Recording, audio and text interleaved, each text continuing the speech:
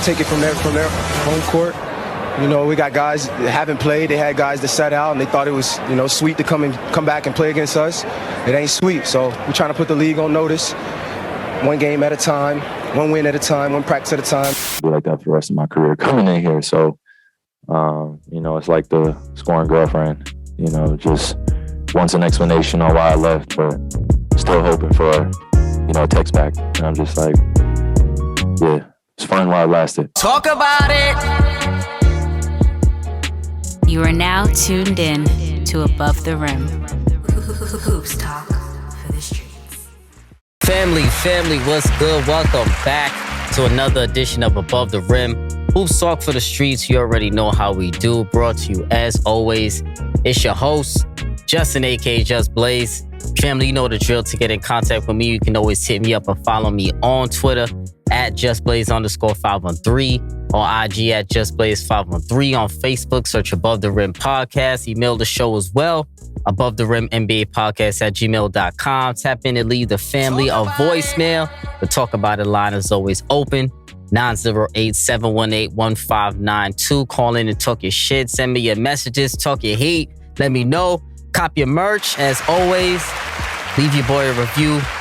iTunes, Spotify, all of that good stuff. Check out the YouTube page as well for all of the full videos, full episode videos now as well. Link in my bio. Very easy to find. Make sure you subscribe to the YouTube page as well, family. I appreciate you as always. Solo episode this week.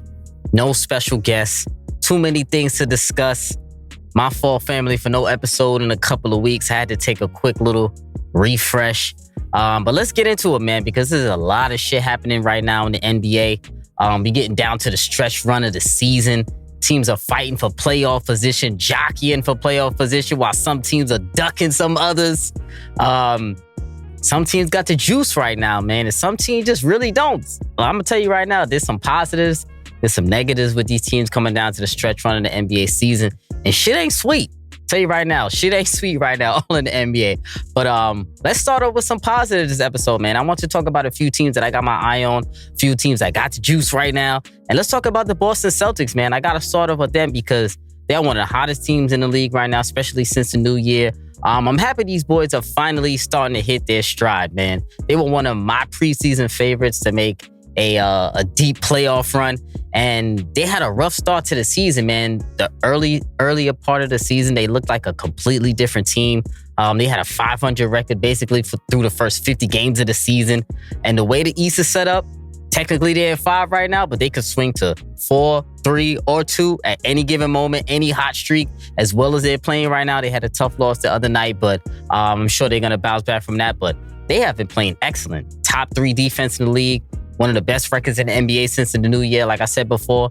And they had one of them MVP candidates. Let's talk about it. My man JT, Jason Tatum, he was one of my preseason favorite. Actually, he was my preseason pick for MVP. Didn't go so well. His stats were great. Listen, 26, 8, and 4. They've been great all season, but the team success wasn't there towards the beginning of part of the season. But now the Celtics are starting to hit their stride. They had to make a few moves. They had to get rid of my man Schroeder. I was a little disappointed in that, but maybe it was a good move for team. Maybe there's something going on chemistry-wise there. We'll see. They picked up Derek White. He's been excellent off the bench in that 6-man role. Horford has been a lot better since he was early in the season, playing that 4th spot, him adjusting to that. Yeah, man, in the Boston, Marcus Smart, he's increased his playmaking duties this season. He was talking a lot of shit early in the season, talking about those boys don't pass the ball. JT and Jaylen Brown talking about they're not passing enough. He can do more. And the coach, Ime Udoka, listen, he gave him the keys. He said, Smart, you're talking. You said you can handle the offense. You said you could facilitate it a little bit better. You said you could run the offense, get us into our sets. And he's done just that. I'm not gonna lie. Marcus Smart has been a lot better this season in one of the attributes that people said he wasn't great at. So I got to give him a lot of credit for stepping up also as well for the Boston Celtics this year. And he's going to be one of the keys for a playoff run. Jaylen Brown starting to round into form. I mean, he's been up and down a little bit this season. He's been hurt for a few weeks and then he came back and then he got hurt again a little bit, but now he's still really starting to ramp up his process and really getting back to the Jaylen Brown that we all knew, the all-star Jaylen Brown that's perennial all-star Jaylen Brown that we're used to. But when I look at the Celtics, going into the stretch run, going into the playoffs now, jockeying for playoff position, 3 key factors for the Celtics, for me, in my opinion, on their playoff run. Point guard play, 3-point shooting, and the Time Lord. Point guard play. Can Marcus Smart, like I talked about before, can Marcus Smart make enough plays facilitating in the playoffs just in case Jason Tatum is not having a great game, just in case Jaylen Brown is not having a great game? Can he keep up his great facilitating that he has been doing this season, and keep up that consistent point guard play? 3-point shooting, the Celtics are bottom 10 in the league in 3-point percentage. They're going to need to up that, especially in the playoffs. There's going to need a time where you need to make all your shots, and there's going to be a time that you need to stretch out the defense. And Time Lord, he's the key for the Celtics, as I've been saying all year. If he can up that production just a little, be a little bit more productive on the offensive side, a little bit more than a lob threat, then they'll be good. He's only giving you 10 in the season. I think it's 10 and 10 on the season. To me, it should be around 12 or 13. And then Time Lord is that extra piece, that extra gear that the Celtics need in the playoffs. And they're 4th in rebounds, so they're a great rebounding team. They use their size well. They're one of the biggest teams in the league, definitely one of the biggest starting lineups in the league. So they can definitely use that to their advantage. Jaylen Brown, I said before, he's going to be also a key as well as he works himself back into shape, back into full Jaylen Brown form, rounding out into the playoffs. So the Celtics, they are an interesting team to watch, or an intriguing team to watch, because they can go many ways. They can beat any of those top teams in the East, or they could lose to any of those top teams in the East too. So the Celtics are going to be interesting, and we'll see how it shakes out. And shout out to them too for the KG retirement ceremony too. Shout out, KG's one of my favorite power forwards ever. One of my favorite players ever, I should say. One of the greatest power forwards ever to play this game. So shout out to them for having his jersey retirement ceremony. Shout out to my boy Ray Allen, the guard, for coming in too. Even after how shiesty those boys were after Ray Allen left the squad. But shout out to the Celtics for doing that as well. And that was a big move for them. Moving on. The Chicago Bulls. We got to talk about the Bulls a little bit, man, because I'm a little bit worried about them going into the playoffs. There have been some reports coming out recently that Zach LaVine isn't 100%, and he might not be 100% until the offseason. That's tough news, because you need Zach LaVine at 100% to make a deep playoff run, especially to win a series for the Bulls. They've been hurt quite a lot this season. Caruso's been out. Lonzo's been out. Patrick Williams has been out. They've had a lot of injuries on the Chicago Bulls roster, and they've still been pushing along. They've been trucking through adversity, and that's obviously behind their all-star MVP candidate, DeMar DeRozan. He's been excellent this season. Debo, as we gonna call him. Everybody calls him Debo DeRozan. So he's been excellent this season. The Bulls as a whole right now currently top 7 in offense, but they have a bottom 10 defense, so they need to tighten up that a little bit. They're one of the worst rebounding teams in the league, even with Vooch in the middle. So that could play a factor in a potential series going against a team that is a big front line. And some of those defensive numbers are skewed also for the Chicago Bulls, because like I said before, they have a lot of injuries. And their injuries that they did have are to key defensive players. Caruso, Lonzo, Patrick Williams, as I said before. Key defensive players that they really need on a nightly basis to really get those wins. And the Bulls, man, the knock on them this season has been their inability to beat some of the top teams in the league. They have a 2-15 record against some of the top 8 teams that have records better than them this season. And you can see maybe in some of those games, obviously some of those are a little bit skewed also, because some of those games they didn't have LaVine. A lot of those games they didn't have Caruso. A lot of them they didn't have Lonzo Ball as well. So they didn't have their full arsenal of troops. And to me personally, I still think they can beat some of those teams.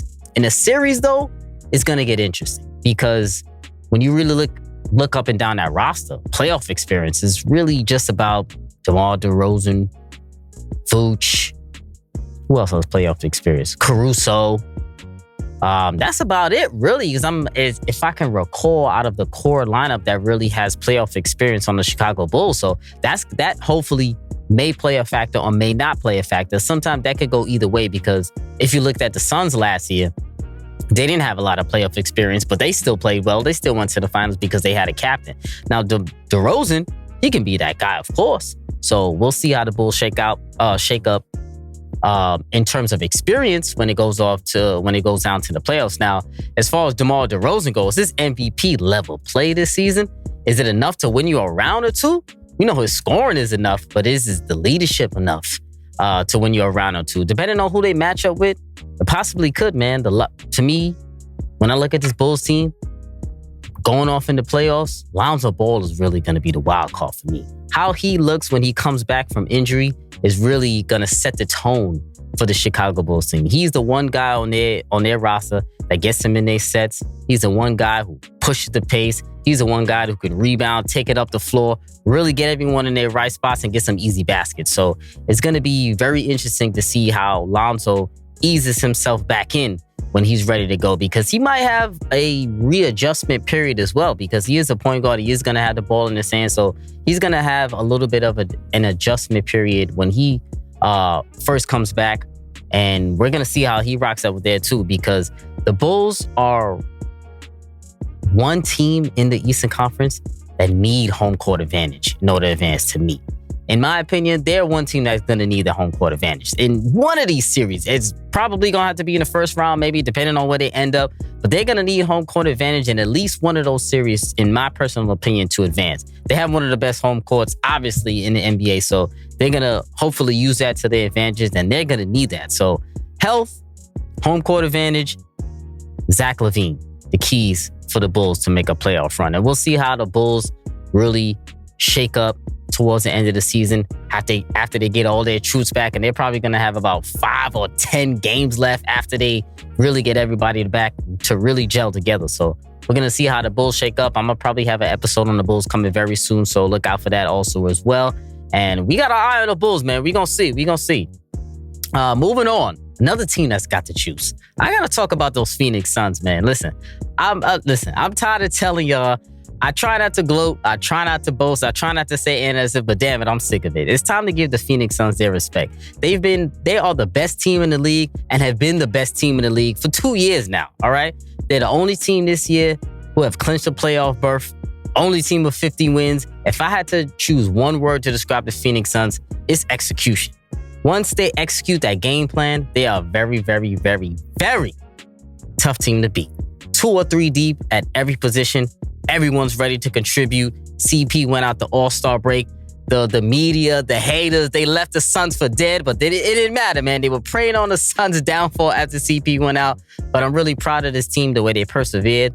And I couldn't be more proud of this team, man. They dealt with a multitude of injuries this season to all of their top players as well. CP's been hurt. Book has been hurt. Ayton has been hurt, missed some time. And they faced adversity head on as a team, and they stayed the course. So you got to give the Suns a lot of respect. You got to give the Suns a lot of credit. And this championship material, man, the supporting cast, they stepped up in a big way. Everybody has stepped up in a big way, and they're now learning how not to rely on Chris Paul throughout a game.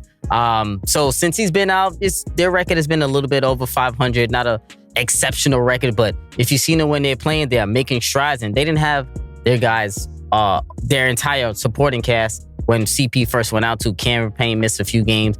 Book had to miss a couple of games due to health and safety protocols. And like I said, the supporting cast has stepped up tremendously. Cam Payne, he's now averaging almost 10 assists to 2 turnovers since taking over for CP. DeAndre Ayton is shooting over 60% from 4 to 14 feet. Second only to Jokic. Both wings, Cam Johnson, Mikal Bridges, have stepped up. More scoring, more playmaking. Their pick and roll possessions have increased, basically doubled both of them. Cam is averaging over 20 points since Chris Paul has been out. Mikal Bridges, you got to put him in that Defensive Player of the Year category. He probably should be top 2, top 3. Listen, I wouldn't be mad if he gets that. Listen, I'm here to say the Mikal Bridges, top 3 Defensive Player of the Year candidate, and I wouldn't be mad if he gets that. He should be at the top of the voting. These guys, all of that's going to be beneficial for the playoffs. For those was Cam Johnson and Mikal Bridges making more plays. Crowder still there being the ultimate glue guy. I call him the best utility player in the NBA. I always call him that. And last but not least, Devin Booker. He's stepping up where it matters most. Leadership. Listen, man, Book is leaps and bounds better this season than he was even last year when he was having an all-NBA type of season. offense, defense, leadership, and intangibles have all been better.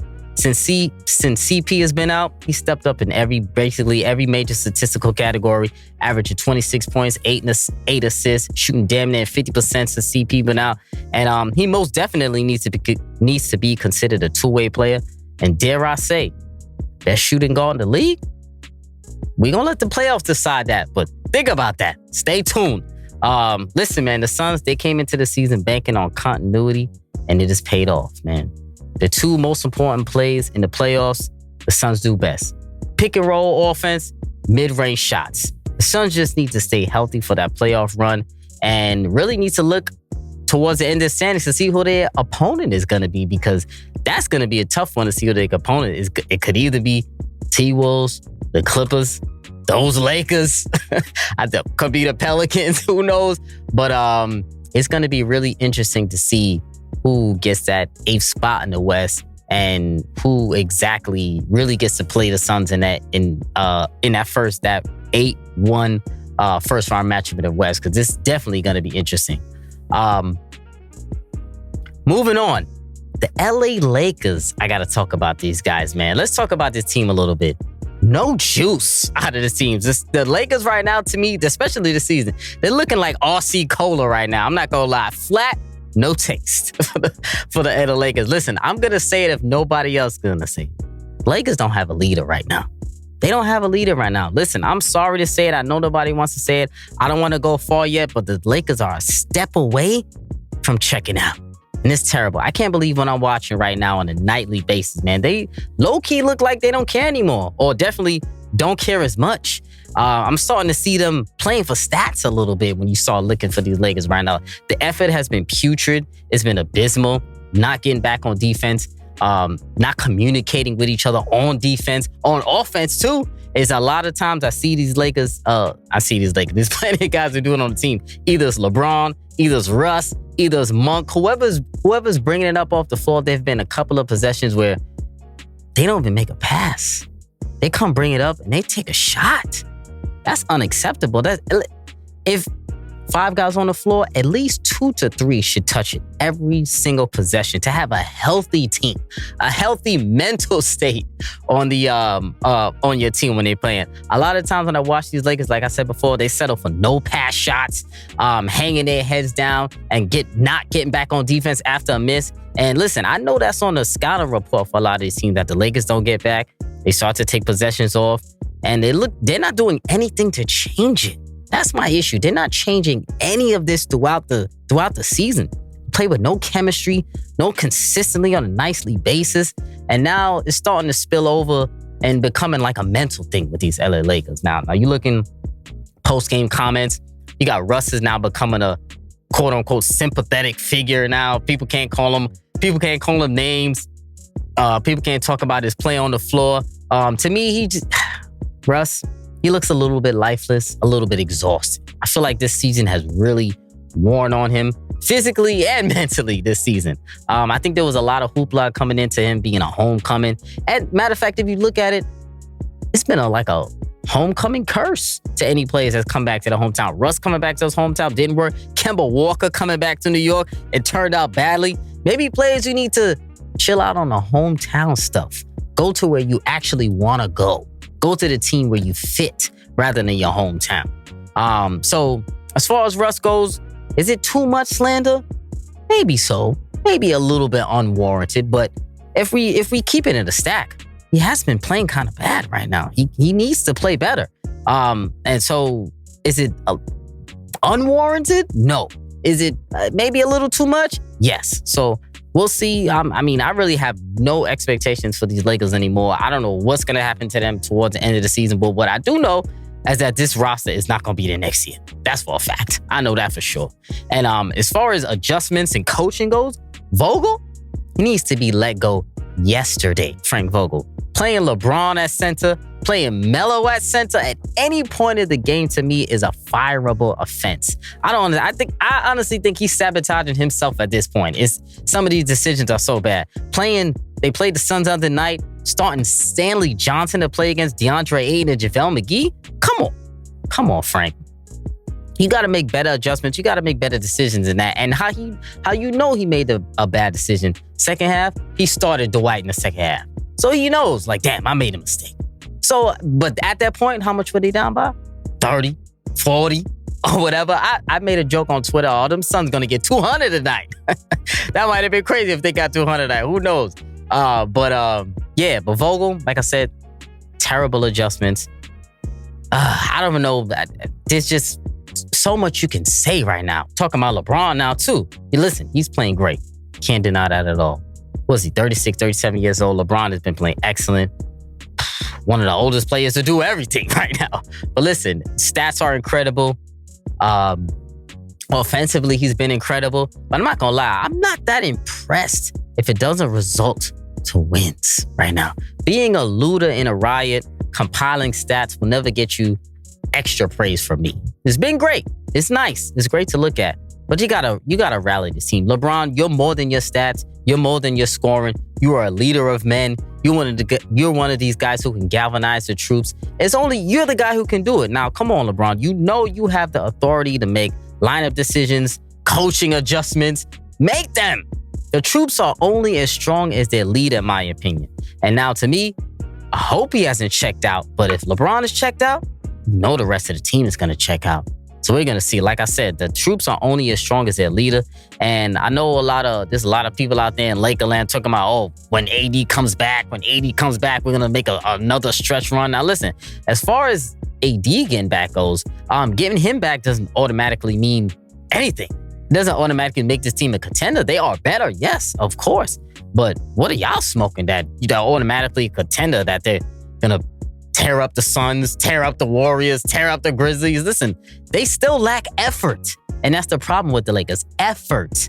One person doesn't change effort. The entire team has to change their effort. And that's all it is. There's no reason for the Lakers to be playing the way they have been playing throughout the entire season. So they have 15 games left? You got to go out strong. You can't go out this pathetic. You can't go out not even making a significant impact in the play-in, or even getting beat by the Clippers in the play-in. That's unacceptable. Come on now, Lakers. Listen, now the question is talking about the play-in, do they even make the playoffs? Now, if the Lakers don't even make the playoffs, that's a problem. 3 superstars on your team. We had some people in the national media talking about this Lakers squad was Space Jam in real life. All of this nonsense they were talking, you can't even make the playoffs? Unacceptable. Unacceptable. Come on now, fellas. Come on, man. They got to make the playoffs, okay? LeBron James, I don't care if you got to score 70 every game. Y'all got to make the playoffs, man. Make the playoffs, or at least lose on the last second shot in the play-in or something like that. But, man, I tell you right now, the streets can't wait to load up all those Laker preseason takes that have been going around. Because it's going to get wild, especially if they don't make the playoffs. I'm going to be honest. Lakers, get it together. Let's talk about another team that I got to focus in on a little bit. The Brooklyn Nets, they are not shy of controversy. I'll tell you that right now. Every other week, the Brooklyn Nets are in the news for something else. And let me start off by saying this. Let me silence all the noise about the uncertainty around the Brooklyn Nets. Can they win the East from the 6th, 7th, or 8th seed? You damn right. I'm telling you right now. Don't play yourself. Let's be clear. KD and Kyrie are the best duo in the East. Now, is availability a concern? Of course. But depending on the matchup, if the matchup is favorable, it can be done. There isn't a team in the East that they can't beat, the Brooklyn Nets. There isn't a team in the East, but there are definitely 2 teams in the East that will give them a run for their money. And that to me is the Heat and the Bucks are 2 teams. But other than that, Brooklyn Nets can beat anybody. I think that they're going to be the favorite against any other team. So now the extra wild card with the Brooklyn Nets, we obviously know is Ben Simmons, right? Depending on what happens with him, depending when he actually plays, depending how long he actually plays, who knows what's going to happen with Ben Simmons, right? But I'm going to be honest, I'm a little disappointed in him already. All right, he's only been here a couple of weeks now. The trade has been done. They're saying he's having some back issues right now. Then another report came out that he's only playing 1-on-1s. He's not even doing 5-on-5s yet. He's only doing 2-on-2s. I don't want to hear that right now. You need to get on the floor. Listen, he missed the Philly game low-key on purpose, but it's understandable. I get that. Nobody would want to deal with those fans and playing in all of that nonsense and extra negative media coverage. I totally understand. But Ben Simmons, you got to get on the court very soon, in the next 5 games or so, okay? I need to see how you look on this roster. You need to see where you fit in on this roster, because they could win the East with or without you right now. So you need to figure out how you're going to be a factor, or how much of a factor you will be when you actually come to the lineup. Now, when he does come back to the lineup, I had 2 options for him. He either needs to come off the bench, or he needs to play center, in my opinion. Bruce Brown, he's been the glue of this team. He needs to play. He needs to start. In my opinion, he does all of the little things that you need on the basketball teams. He needs to stay heavy in the rotation. And so with him being there, Ben Simmons, I don't know if I want him lining up at that 3 spot, because you need somebody who can have some speed, who can stretch the floor with Bruce Brown. So to me, the other option with that, start his ass out at center. Start him up at center. Listen, the Nets, if you see the weakness on the Nets, it's that center spot. They got Andre Drummond, they got LaMarcus Aldridge, and they got Nick Claxton. All 3 of them are mid-tier bigs. None of those 3 are dominant centers that you're really gonna make some real noise in the playoffs. We see what happened with Drummond last year on the Lakers. He got smoked out of the playoffs. LaMarcus Aldridge is getting up there in age. You can't really rely on him. And Nicholas Claxton, he's a little bit too young. So to me, Ben Simmons, you that all-NBA player everybody say you are. You that all-perennial, all-defensive player that everybody says you are. Just line up at center. Shake it up. Shake the lineup. Steve Nash, shake it up a little bit. Start him at center. Show your defensive versatility. There isn't a center in the East that you really need to worry about other than Joel Embiid. And if you don't play them, and if you do play them, you do know the game plan as well. So listen, and the Nets already shown in that battle when they went over there to Philly, Brooklyn, smoked those Philadelphia 76ers. So listen, I mean, like I said, Ben Simmons, you're going to have to start out at center. I like Bruce Brown in that lineup. Start at center, come out the first, 5 minutes, then come then come back in, with the second unit and facilitate from there. So we're going to see how Ben Simmons looks when he gets on the court. If he even gets on the court, man, because I'm not going to lie to you, it's getting a little bit ridiculous right now. I need to see that man on the court. And on the lowest of keys, though, I talked about it before on Twitter. Seth Curry, he might be the most important piece of that trade, man. Listen, I'm telling you right now, in the playoffs, he's going to hit big shot after big shot. And he might be the key to that Philadelphia 76ers. He, like him starting at that 2 spot, if he can really improve his defense a little bit, which, he's still good in spots. He's never going to be a lockdown defender. He's a little bit smaller for the 2-guard spot, depending on who you play. But what he brings to you on the offensive side of the ball, it makes up for that. Combination of him and Patty Mills, Goran Dragic, helping out Kyrie Irving at that guard spot. Listen, the Nets, we know how formidable they are. But there's a couple of issues that I think about when I'm evaluating the Nets also as well. It's defense and it's coaching. Mainly interior defense, as I talked about it before. Drummond, he's a big body, but he's not really a rim protector like that. Aldridge, he's more of an offensive center. And Nicholas Claxton, he could play some defense. He can protect the rim at points. But none of these centers are really scared of him like that. Let's be real. So, like I said, Ben Simmons, easily slide in that spot too, as I said before. And then coaching. I'm just worried about the adjustments or maybe lack thereof coming into the playoffs for Steve Nash. Because if you look at Steve Nash, I mean, he's a mediocre mid type of coach. I mean, I'm not really too fond of Steve Nash's coaching and his lineup adjustments, his rotations, his adjustments. But we'll see if he can step it up this season. But I don't have too much faith in Steve Nash's coaching adjustments because he is from the school of D'Antoni. Now, you know Mike D'Antoni, no adjustment. So we'll see if he can step it up this year and if he has learned a little bit from last year and started to make a couple adjustments. But the Nets, they are still a work in progress. 10 to 15 games left in the season. It's going to be interesting. But like I said before, can they win the East from the 6th, 7th of 8th seed? Yes, absolutely. Right? Now, I talked about the Brooklyn Nets, but then I also talked about a team that can really take them out just as easy. And that's the Miami Heat. I've been screaming about them all year also as well. Don't sleep on these Miami Heat. I'm going to keep saying that until I'm blue in the face too, because if there is a team in the East that has a minimal amount of weaknesses, it's the Heat.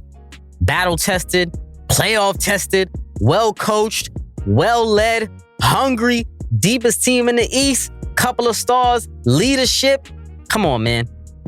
The Miami Heat, they are forced to be reckoned with in the East. Now, if you look at their roster, they're about 11 or 12 deep now. They got Oladipo that just came back. He's starting to really find his groove right now. Coach Spo needs to up his minutes. He's still on a minutes restriction right now. He's only playing about 15 a night. Chief Morris, the Morris twin, came back the other night. He's also some grit and grind that they need. Listen, that five, you got Bam, PJ, Jimmy, Duncan, Lowry, Hero, Oladipo, my boy Strus, Caleb Martin, who else? Gabe Vincent, Keith Morris, the Morris twin. Who else? Dwayne Dedman. Listen, there's a lot of guys on this Miami team that are ready to win, that are hungry, and they are very interchangeable. So that's one of the reasons why I really like the Miami Heat. And it's also one of the same reasons I like the Phoenix Suns, just in the same. Both two teams that are very interchangeable. Interchangeable pieces, deep teams, 2 or 3 deep at each position. And listen, it's going to be a really tough out, whoever plays in Miami Heat. If I had to critique them in one way, it's that maybe when the going gets a little bit tough, who can they fully rely on to get a bucket? No ref involved, one-on-one, ISO when you need a basket. Yeah, some people say Jimmy, but Jimmy's not really the greatest offensive force. He can miss a shot here and there. Who's next in line? Hero, he's been great off the bench. To me, 6th man of the year. To me, currently, I think he is this year, averaging over 20 off the bench. He's their next best scorer off the dribble, one-on-one isolation, but he's hit or miss too. But listen, Hero's been playing well, so I can't knock him on that. But the Heat, if there is one thing, like I said, I would critique them maybe in the playoffs, is maybe their one-on-one isolation ability, and they can score in timely baskets. They're going to need some timely baskets because we know they're going to be locked in on defense. We know it's going to be a gritty game. We know it's going to be a tough game with whoever the Miami Heat plays. And now I'm hoping for a Heat-Bucks series. That'll be delicious. That'll be nice. So we'll see how that goes. But the Miami Heat, like I always say, don't sleep on those boys from South Beach, man. One of their counterparts, Philly.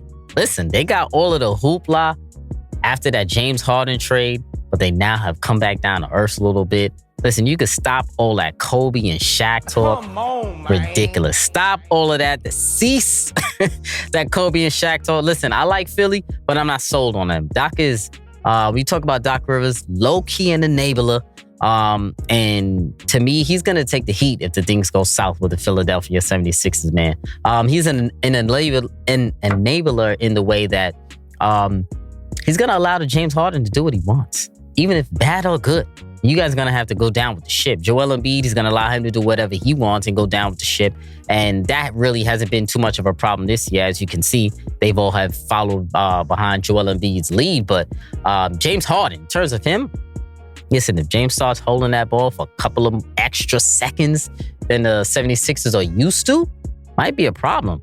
Now, for instance, Doc Rivers is not going to say anything to the rest of the team. He's definitely not even going to say nothing to James Harden about loosening his time of possession, kicking the ball out, giving it to Maxey a little bit more, giving it to Tobias a little bit more. And you're looking at Tobias, since I bring him up, I don't know if Tobias is going to be effective enough to offset a bad James Harden game in the playoffs. Now, James Harden doesn't have one of his great games. You see, he's prone to do that from time to time. I know that very well. From time to time, he is prone to disappear in those very huge games. Now, can Tobias offset that production if James Harden does have a bad game? Can Tyrese Maxey offset that production if James Harden has a bad game? To me, Maxey should be your 4th scorer, but now he's been looking like your 2nd or 3rd scorer lately for the 76ers, and that's a problem to me. Maxey should be an extra luxury, right? Tobias, you got to step it up. You're getting, 100 million, 175 million, almost 200 million Tobias Harris is getting? You got to step it up, brother. I need at least 20 from you. You need at least 15 to 20. James Harden, you got to ask him to facilitate a little bit more. I don't think he has a problem doing that. So ask him, listen, James, check out that rock. You're going to see.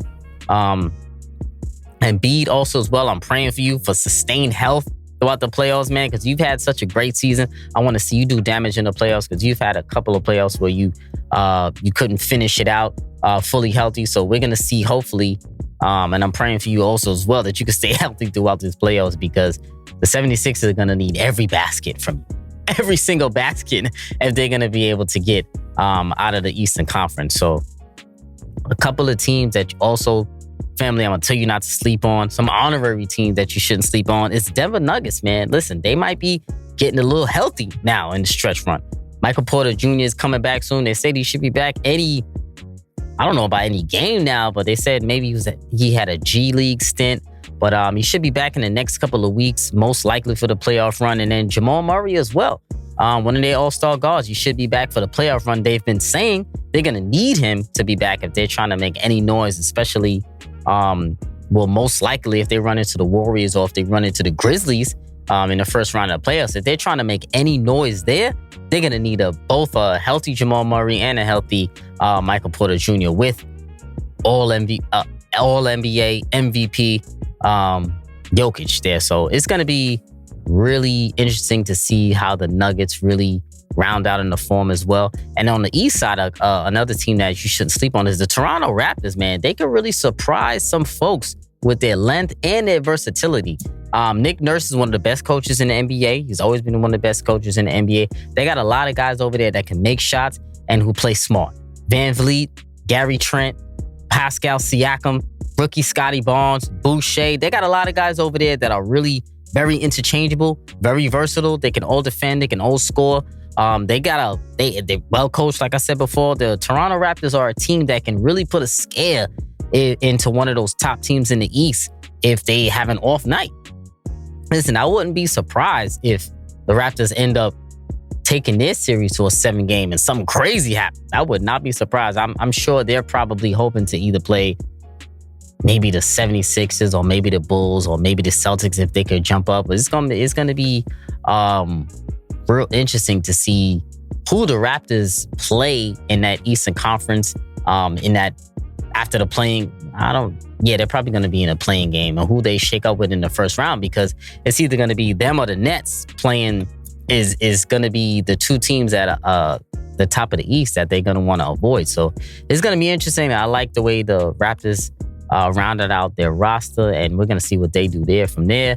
And as far as the MVP race goes, in my opinion, I know a lot of people are having a lot of debates. I kind of wanted to talk about it, but then again, I didn't. And to me, because I'm kind of over this MVP race right now, I'm not going to lie. To me, it's just a matter of personal preference at this point. You can't go wrong if you go Jokic. You can't go wrong if you go Embiid, if you go DeRozan, if you go KD. Listen, I know a lot of people are killing him because he missed a lot of games. So maybe that hampers his MVP race. But you see how effective he is when he comes back. He's damn near the best player in the world when he comes back. You see the Nets are a totally different team, obviously, night and day.